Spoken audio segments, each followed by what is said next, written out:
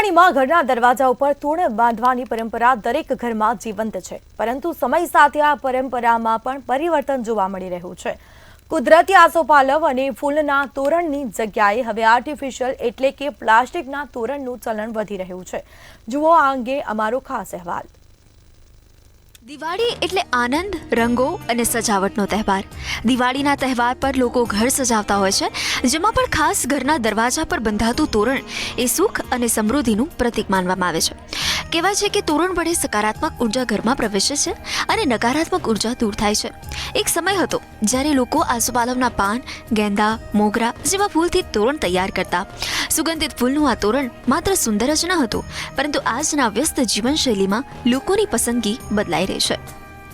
હવે આસોપાલવ અને ફૂલની જગ્યાએ પ્લાસ્ટિક અને ફાઇબરના તોરણનું ચલણ વધી રહ્યું છે।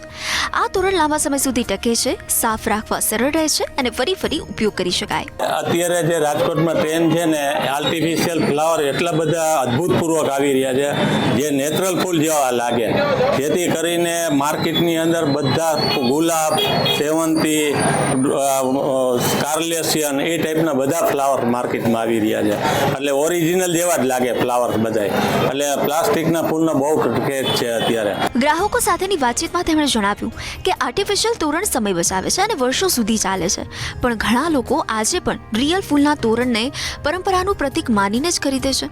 પ્લાસ્ટિકનું તોરણ તો ટકાઉ છે, પણ ફૂલના તોરણ જેવો સુગંધ અને તહેવારનો આનંદ તેમાં હોતો નથી। હવે દિવાળીનો તહેવાર આવ્યો છે, તો ઘરને સુશોભિત કરવા માટે તોરણ છે, હાર છે, ફૂલ છે, એ બધા લેવા અત્યારે ખરીદી ચાલે છે।